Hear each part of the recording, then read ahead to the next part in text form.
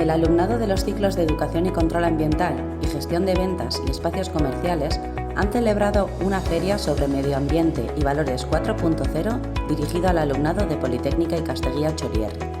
El trabajo se concreta en el diseño de 4 escenarios de aprendizaje. Algunos de los contenidos trabajados en las aulas de interpretación de la feria son la responsabilidad individual y los objetivos de desarrollo sostenibles, los valores 4.0, el medio ambiente y la responsabilidad social corporativa.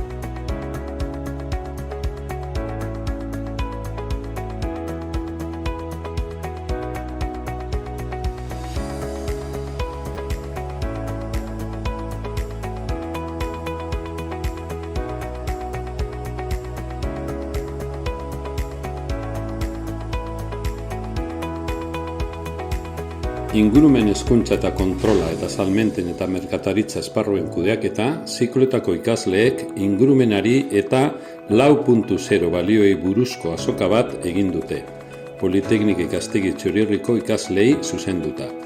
Lana konkretatzen da 4 ikaskuntza eszenarioren diseinuan. Azokako interpretazio geletan lantutako eduki batzuk honako hauek dira. Banakako erantzukizuna eta garapen jasangarriaren helburuak, balioak 4.0 ingurumena eta enpresaren gizarte erantzukizuna.